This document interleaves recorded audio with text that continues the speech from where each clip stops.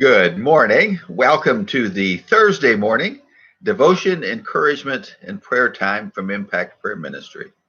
My name is Tom Lemler. I'm a staff member of the Deer Run Church of Christ in South Bend, Indiana, as well as the director of Impact Prayer Ministry. Today, as we continue through a week focused on learning to wait, we reach kind of the whammy, so to speak, probably two words that are more dreaded than April snow. And finding learning, well, three words actually. Learning is sometimes one that we stumble over, but the two big words are waiting and patiently. And today's topic, focus in this week's study, this week's prayer guide, is learning to wait patiently. Psalmist writes, and he says that I waited patiently, and he turned to me and heard my cry. I think for most of us, we hear that verse and we like the last part. Our desire is that God would turn to us and hear our cry. And you know what? That's God's desire also. The difficulty comes in that, well, we live in this culture that, in this flesh that desires more immediacy than what we often experience. You see, we equate a response to being heard. And so when we cry out to God and our situation doesn't change right now, we question whether God even heard us, whether he's turned his face away from us rather than toward us. But so often, as we've been talking about this week and learning to wait, our timing and wisdom falls so far short of God's perfect timing and perfect wisdom. There are many things that we want done now that would not be good. Would not be good for us, would not be good for someone around us. We see such small parts of the picture of life that even as much as we try to figure out how everything would affect something, we always miss something. It's like I didn't see that coming.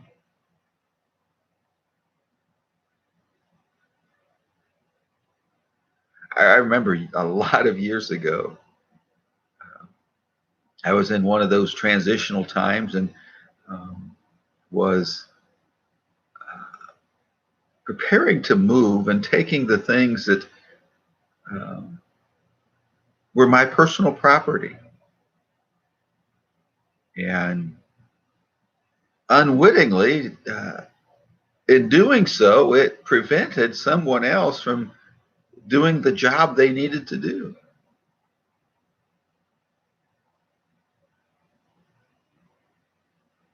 And it wasn't that I was in the wrong, but I hadn't thought through. All I could think about was what was mine and how I was going to keep hold of it, with really no thought about how it would impact people down the line. And that's kind of the way we approach our conversations with God at times. We go to God, we cry out to him, And we want answers that suit us. We want answers that make us happy and content and feeling like we're blessed by God. We want, in what we would describe, we want as ours. What is ours?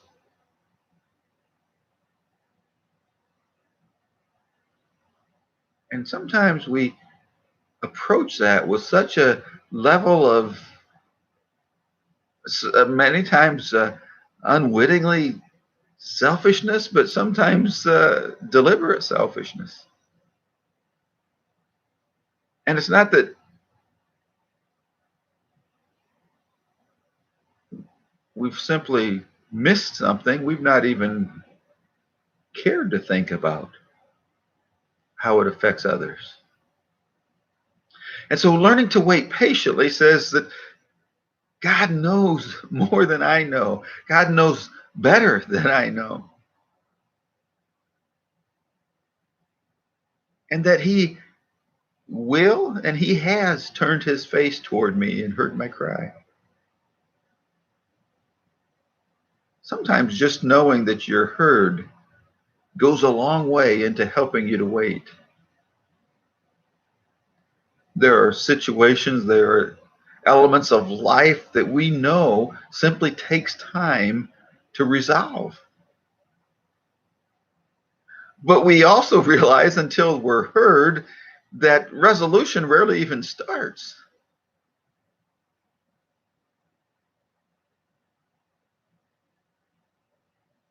And so we ought to take comfort.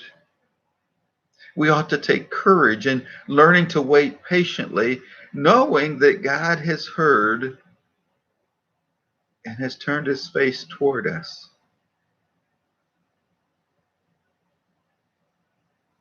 You see, when we learn to wait patiently, we learn a greater trust in God.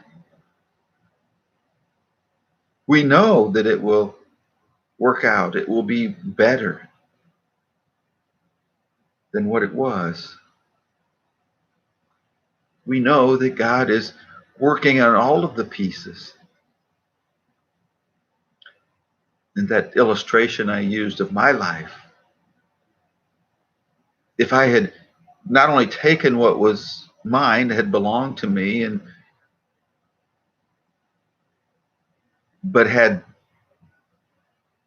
made a list of what was missing that might be needed, or had gone through the processes of what the next person would need to do and whether what was there would accomplish that or not, I might have been a little more patient about taking what was mine, realizing that there were other things that needed to be in place before I could have without negatively affecting someone else. And it's not that God is always withholding from us the things that we want. Sometimes He does, because what we want would not be good for us. But many times it's simply a matter of not only preparing us, but preparing the surroundings and even other people, so that our requests are not negatively impacting others, but are being a blessing to them and us. We've talked all week about waiting. We've looked at areas of our life that we don't mind waiting, at least not as much as we do at other times. And we've looked at the idea of waiting with trust and hope and those things that help us to kind of defer the realization of what we long for.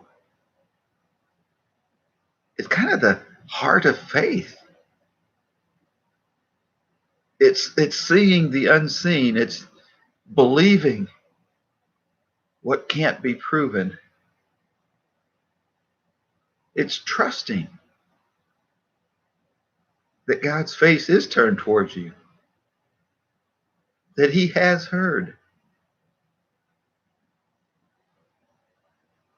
I think of an incident in the book of Daniel where Daniel has been praying to God, and eventually an angel comes and brings an answer, and he says that he was delayed by in the spiritual warfare that goes on, that he was needed elsewhere.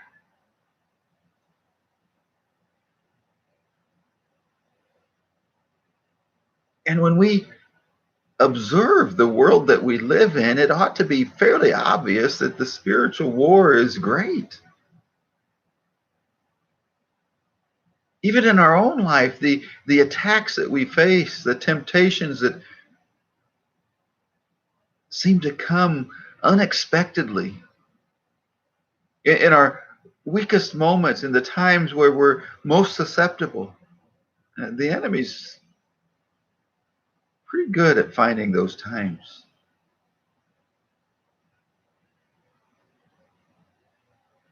And when we realize the complexity of the spiritual battle, the warfare that's going on, we realize that we don't have what it takes within ourselves to win unless we have the Spirit of God dwelling within us, living protected by his armor. And while victory would, our desire is that it would be swift and complete, it requires that patient waiting for the battle to be won in the heavenly realms. Today, as we spend time praying, I would encourage you to pray about those two words, about waiting and about patiently. Pray for a greater trust that God has heard your cries and has turned toward you. Pray that your desire to learn to wait patiently would help you to allow God to work more fully, more completely, before you just jump in and do it on your own in a way that's, well, never as good as what God does. That's our nature. Would you spend some time today praying with me? Father, thank you that you're a God that loves us. Your love for us has called us to yourself and called us to trust you. And a huge expression of that trust, God, is for us to learn to wait patiently, to fully believe and know that you have turned your face toward us, that you have heard our cry, and that you are working on our behalf.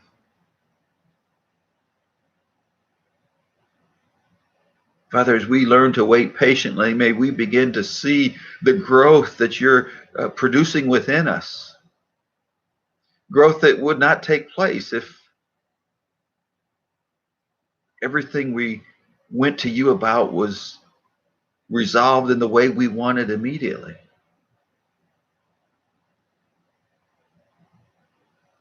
So, Father, help us as we learn to wait patiently, to learn to see a bigger picture that you're working in.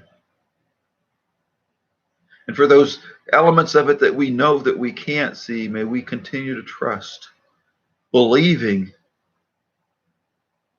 that this season of waiting we might be in is not only for our good, but it's for the good and benefit of those around us and those that we don't even know.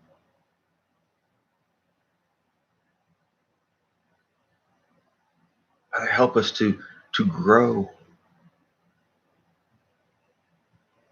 as we wait patiently. Father, as we represent Jesus in the world that we live in, may we be those ambassadors that represent him well.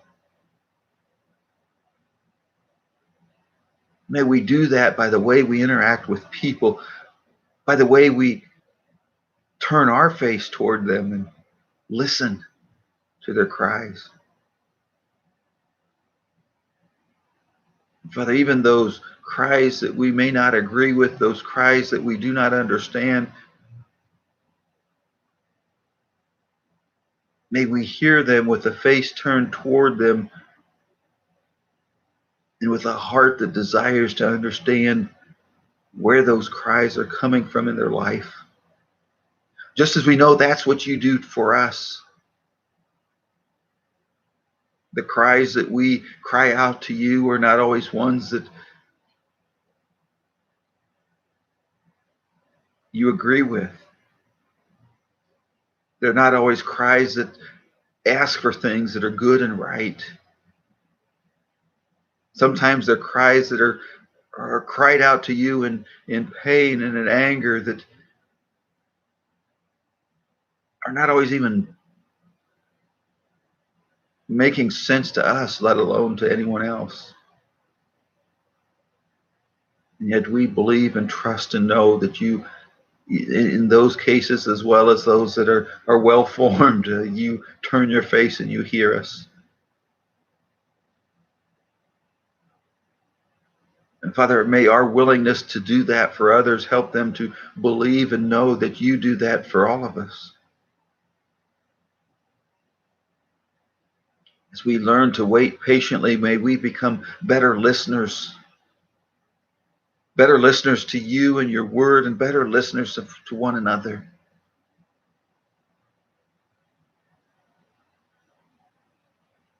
And may that act of listening, that gift of being heard, give us and those around us great peace in the times that we need to wait. Father, as I pray for the children in our homes, our schools, our churches, our communities, I pray that you would help us to show to them this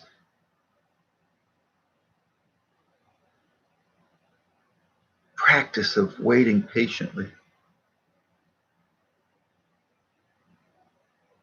in a time where we expect results and we expect what we want to happen immediately. May those times of disappointment, may those times of unfulfilled expectations be used in a way that helps our young people learn to wait, to learn to have patience, to learn to see more than just them.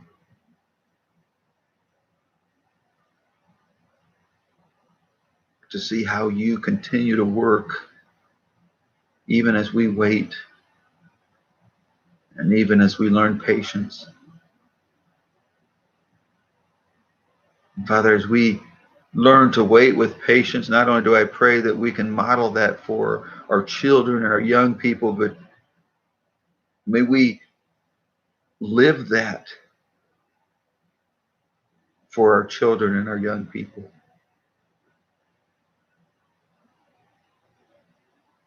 Father, that they would know of your willingness, your ability, your desire to turn your face toward them and listen, because they've experienced that from us.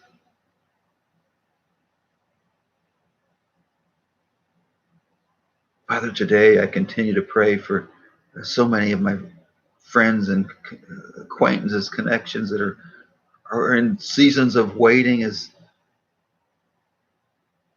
they or their loved ones experience great difficulty. May they know that you have turned your face toward them and have heard their cry. That your answer is on the way. It's currently being given. It's being communicated.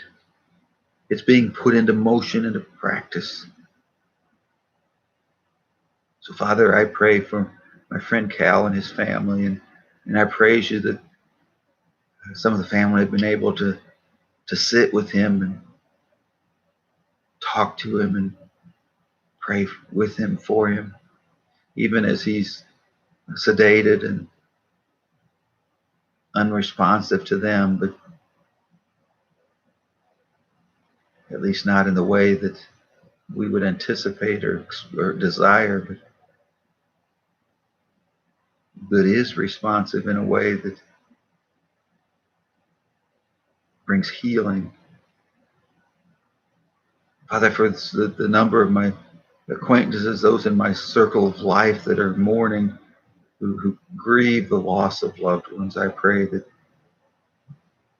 they would know that your face is turned towards them, that you have heard their cry, that you continue to hear their cry,